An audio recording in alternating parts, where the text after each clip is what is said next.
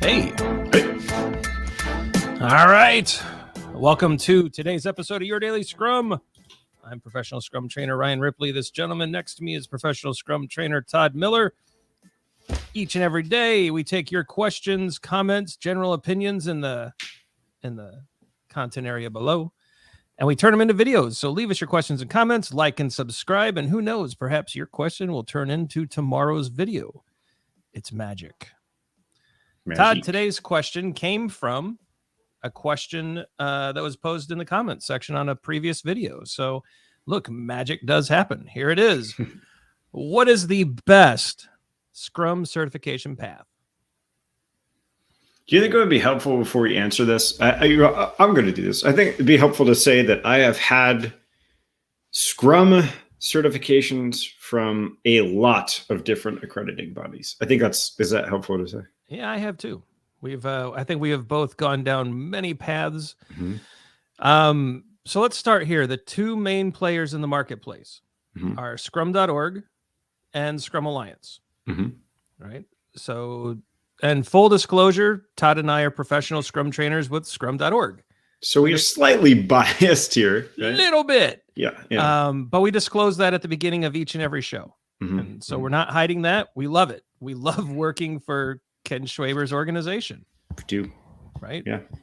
What's interesting about both groups, Ken actually started both of them. A long time ago, Ken started Scrum Alliance with Esther Derby and Mike Cohn, I believe.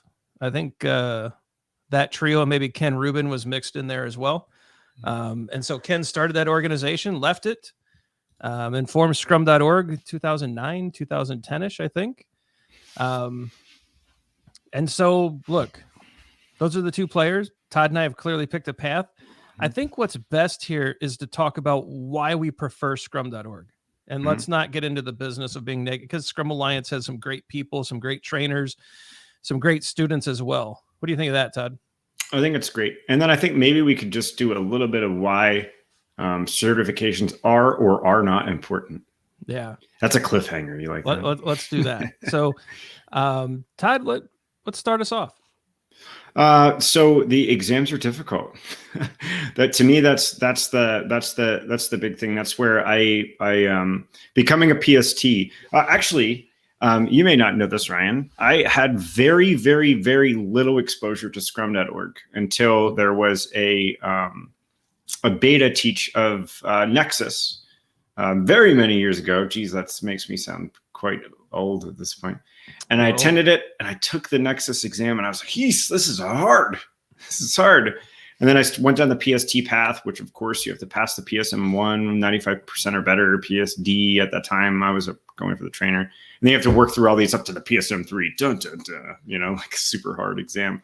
I think they're hard. I think that, and then by being hard, I felt when I get an exam, I still do, like I just took a couple months ago, the PAL EBM exam.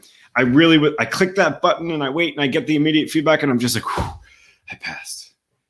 It's like a feeling of accomplishment. Like that was difficult. That was very thought provoking. That made me think about things in a different way. It was hard, right? Yeah, I agree. The assessments for me are just, they're phenomenal. And I remember taking the PSM3. So this is the super duper advanced Scrum Master assessment through scrum.org, the PSM3. And the first time I took it, I hit submit and I was like, I don't even care what I score on this. I learned a ton just taking it. And I ended up passing it barely.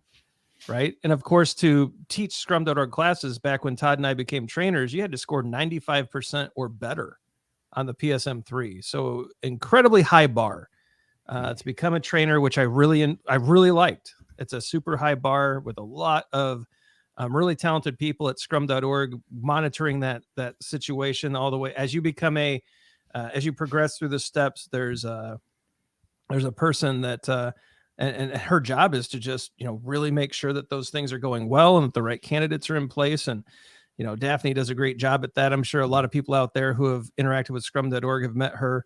And I loved the way that they really took the quality, they still do take the quality seriously, right? I just loved that the tests are hard, the bar is high, for our students to just get the PSM1, right? The beginning exam. It's really, that's not a trivial assessment. You have to do more than just, be able to pass the fog test on a mirror in order to be able to pass that test, right?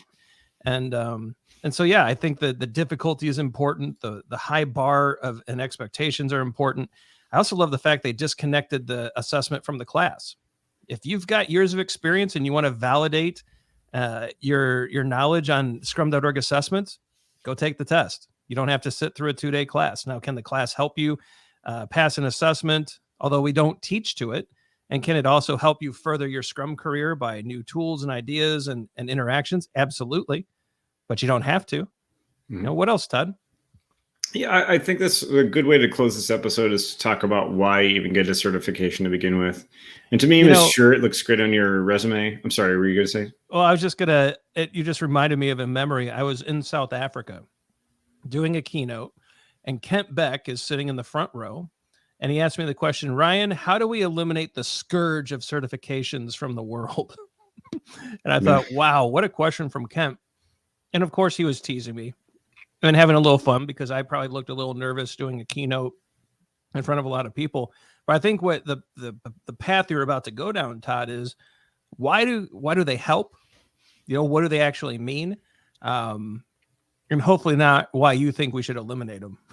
Right? Yeah. Well, I mean, here's I would say that, sure, great, they look good on your resume. Yep. That, to me, that's not the primary reason. Who cares about the accrediting body? I think we gave a good pitch for why Scrum.org is good. But I'll tell you what, regardless, learn something new. Yeah. Right. And sometimes I've gone through training and I didn't agree with it. And it was okay. I still got certified in it because I wanted to take the test and see if that would further either change my mind or solidify my knowledge or make me agree with it. Right. So I think what it comes down to, and the reason for any kind of certification, whether that's in, a tech stack or whether that's with Scrum or whether that's with whatever else, is to learn something new, right? And I think that the Scrum.org exams are very good at that. I think there is probably some more out there that are good at that as well. When we start taking exams just for the sake of taking them and just getting through the content without really giving credence to it, then I think that's when I will be on the camp of let's eliminate all certifications. Yeah. It's about learning. And that's how I've always approached certifications. When I would set my target on achieving the PSM1, the PSM2, the PSM3, it was always it gave me something to work towards with my learning. Right. So I was trying to achieve that assessment, but I was doing it in a way that I wanted to learn as much as possible and walk away knowledgeable about a topic. It's the same reason why, right now I'm pursuing a master's degree. It gives me a boundary to work within, right? Almost like boundaries, constraints, and goals help us do things, right?